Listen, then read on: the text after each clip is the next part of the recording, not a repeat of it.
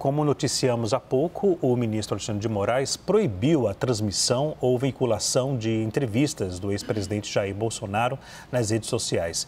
A justificativa é que a divulgação é uma maneira de burlar a proibição do uso de redes sociais por Bolsonaro, sob o risco de decretação de prisão. E o CNN Arena quer saber, a proibição da divulgação de entrevistas de Bolsonaro é justa ou é abusiva? Para debater esse assunto, nós convidamos os advogados e juristas André Marcília e Soraya Mendes. Aí eu vou sair um pouco do protocolo, eu adoro os dois. Estava com a saudade da Soraya Mendes e também sempre acompanho o André Marcília. Gosto muito dessa dupla e acompanho sempre os senhores. Quebrei o protocolo já, desde já, viu? Sejam bem-vindos ao Arena mais uma vez, viu, senhores? Obrigado, prazer. Obrigada, Leandro. A delícia do Arena é justamente a quebra do protocolo. De vez em quando a gente quebra um pouco. Professora Soraya... Também admiramos o seu trabalho. Obrigado, professor. Obrigado mesmo, viu? Fico muito honrado. Professora, vou começar com as damas, viu, professor? Professora Soraya, proibir a divulgação de entrevista é justa ou é abusiva? Aí, senhores, cada um terá 2 minutos, mas para não ficar aquela coisa engessada, se passar um tempinho eu dou um ok, só para poder sinalizar, para finalizar a linha de raciocínio, para não ficar aquela coisa chata de ok, tá bom? Fiquem à vontade. Professora Soraya. Perfeito, Leandro. Então, agora formalmente, dentro do protocolo, boa noite a você, boa noite a Ju, boa noite a todos e todas que nos acompanham e boa noite a Marcília, né, que sempre propicia também um debate muito elevado de teses jurídicas. Então, aproveitando bem o meu tempo, eu já excluo a possibilidade de abuso. Não se trata de abuso. As medidas cautelares, elas foram todas determinadas rigorosamente, de acordo com o que está previsto na nossa legislação, no Código de Processo Penal. Você sabe bem, Leandro, eu não gosto de ficar citando artigos de lei, mas está lá no artigo 319, um rol, que é um rol considerado exemplificativo de medidas cautelares, que são diversas da prisão, que são aplicáveis todas as vezes em que nós temos possibilidade de decretação de medida mais rigorosa, que nesse caso seria a prisão preventiva, mas que podem substituí-la para os fins de não levar essa pessoa que ainda não tem uma condenação definitiva à prisão. Nesse caso específico, nós não temos abuso e, por um outro lado, eu até não discutiria em critérios de justiça, porque isso sempre me coloca lá para o meu campo da filosofia do direito e de outras discussões, mas no campo da estrita legalidade. As medidas cautelares que foram determinadas, e como eu dizia antes, absolutamente dentro do que é o rigor legal, elas estão, no linguajar popular, saindo barato para Jair Bolsonaro. Até porque nós, ao longo desses últimos dias, temos ouvido falar bastante de que existia, inclusive, a convicção na própria PGR de que era cabível, e eu, assim, também compreendo, a prisão preventiva. Mas se falou também muito a respeito da conveniência da instrução penal, ou seja, de que pudesse, de alguma forma, atrapalhar a investigação. Se falou da aplicação da lei penal, ou seja, a possibilidade de fuga, mas no Código de Processo Penal nós temos 2 outras possibilidades. Uma é garantia da ordem pública e outra é garantia da ordem econômica. Veja tudo o que está acontecendo na economia brasileira em função de Jair Bolsonaro falar livremente e articular e ter como longa-manos nos Estados Unidos o seu filho. Professor André Marcília, proibir a divulgação de entrevista é justa ou é abusiva? Abusivo.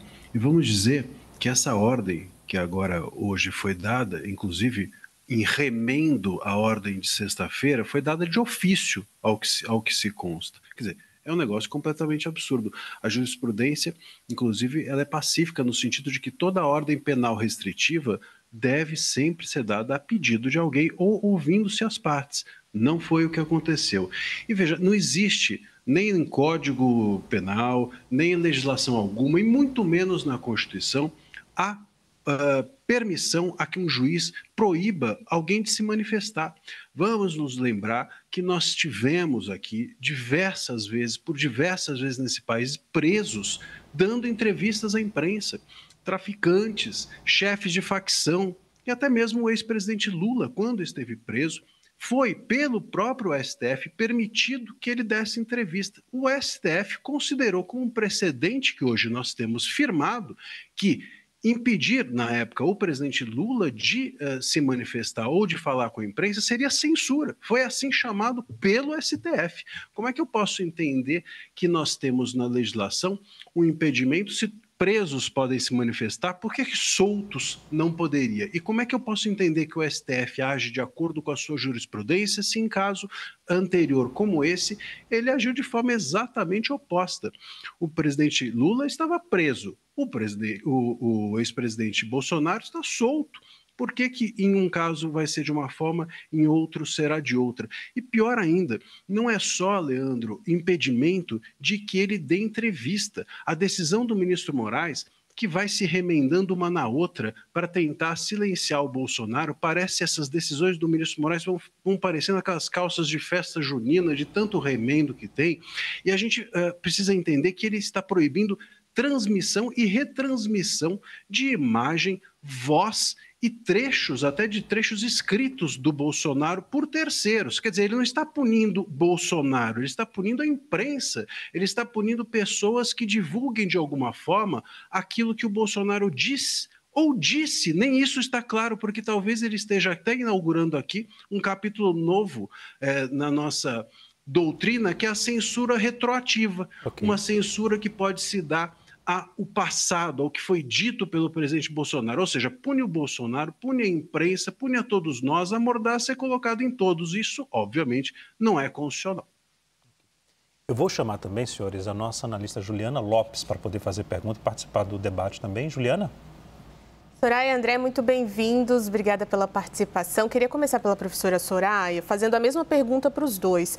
Puxando por esse gancho de o Supremo Tribunal Federal não ter decidido por uma prisão e sim por medidas cautelares. É uma decisão, professora, que tem uma questão extremamente jurídica ou tem ali política envolvida também? Boa noite, então agora diretamente a você, Ju, muito obrigada. Obrigada pela pergunta que eu vou me reservar a responder logo na sequência, só para esclarecer algumas questões. O artigo, como eu disse, eu não gosto de ficar citando artigos de lei, mas lá no Código de Processo Penal, no artigo 319, nós temos um rol que vem se consolidando, tanto em doutrina quanto em jurisprudência, exemplificativo de medidas cautelares. A proibição de entrevistas e de manifestações públicas já foi utilizada em diversos outros casos. Recentemente nós vimos, inclusive, influencers envolvidas em discussões, outras de casos de bets, enfim, e que tiveram, inclusive, a liberdade revogada, a prisão preventiva decretada novamente em função de manifestações públicas, ou seja, isso não é novo, isso é conhecido, isso é jurisprudencial e doutrinariamente reconhecido. Uma outra questão também é que temos que esclarecer, o presidente, ex-presidente Lula, na época e atual presidente Lula, ficou sim restrito de se manifestar via imprensa. Aliás, foi decisão, e se não me falha a memória, inclusive do ministro Dias Toffoli. Depois nós tivemos, dentro do curso processual, recursos que possibilitaram a ele. Então, agora cabe a Jair Bolsonaro, desta decisão, buscar sim os recursos para que possa falar. E aí, por fim, aqui nos meus segundos que restam, te responder que esse processo, o Supremo Tribunal Federal, ele tem uma característica peculiar. Ele não é um tribunal única e exclusivamente jurídico, porque compete ao Supremo Tribunal Federal a análise daquelas que são as questões mais importantes da República, da sociedade brasileira. Não é à toa que nós temos como referências e requisitos, melhor dizendo, para a interposição de recursos, a análise, concluindo, a análise, inclusive, de repercussão geral, por exemplo, lá no caso dos recursos extraordinários.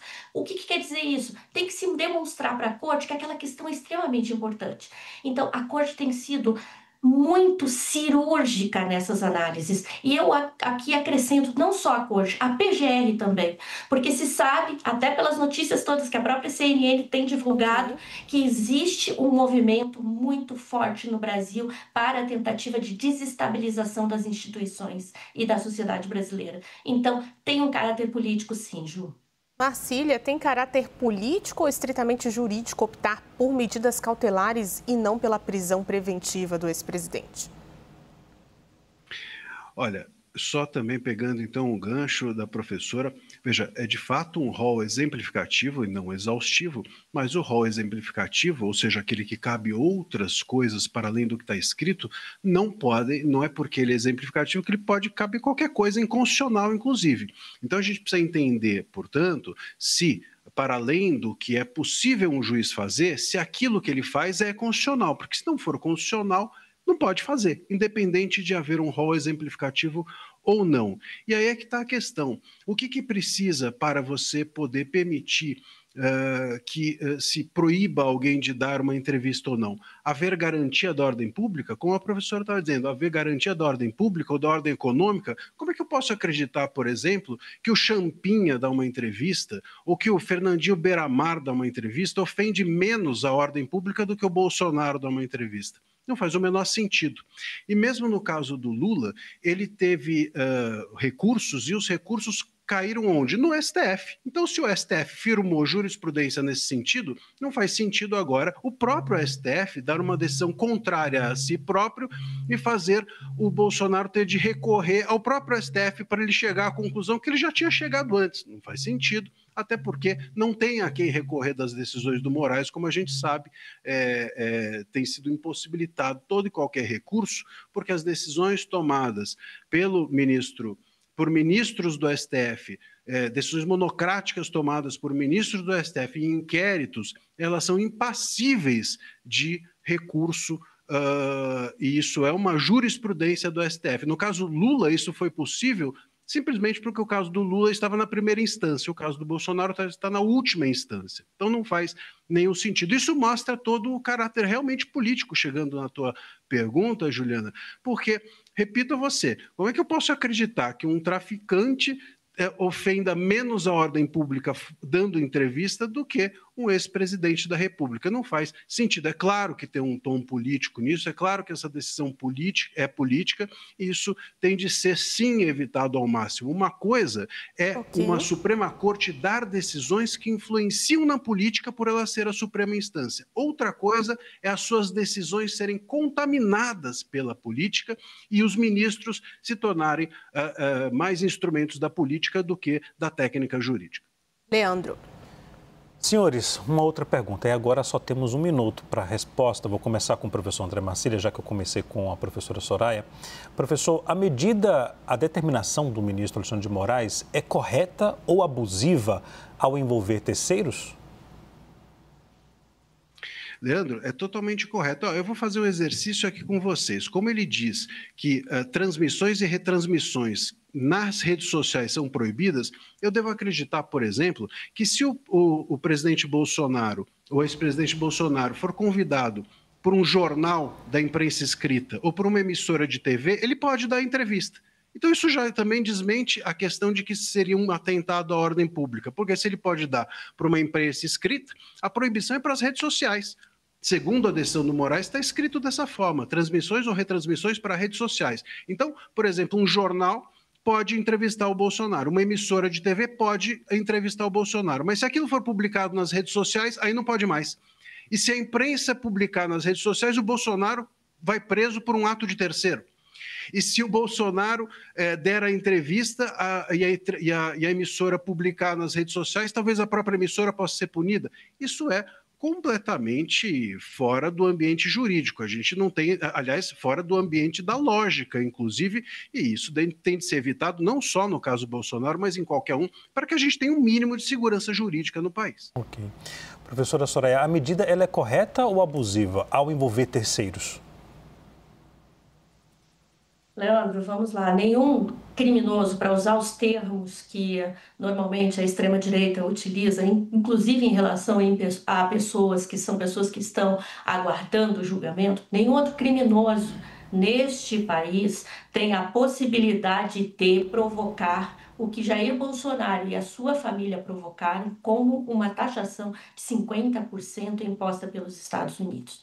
Nós estamos diante de uma situação extremamente grave e com uma peculiaridade também no âmbito jurídico. Nós não tivemos, já tivemos presidentes, ex-presidentes no banco dos réus, é fato, mas nós nunca tivemos a possibilidade de testar um dispositivo que está no Código Penal, que é a tentativa da abolição do Estado Democrático de Direito, porque jamais imaginamos que isso poderia acontecer. Um ex-presidente que, com a sua articulação em redes sociais, dissemina, como outros inquéritos mostram, fake news, ou quem sabe agora, inclusive, questões ainda mais graves, com o advento da inteligência artificial, com a possibilidade de deepfake, enfim, nós temos aqui uma situação que não se enquadra nos outros critérios já conhecidos. Portanto, a medida não é abusiva, a medida é protetiva do Estado, da República, da sociedade brasileira. Ok. Nosso tempo acabou. Gostaria de continuar aqui, passar mais meia hora questionando e ouvindo o argumento de cada um, mesmo com ideias divergentes, né? A elegância e a polidez prevaleceu no debate, por isso que eu gosto tanto de ouvir cada um dos senhores. Obrigado, viu, professora Soraya? Até a próxima. Professor Marcílio, obrigado também. Até a próxima. Um abraço em cada um.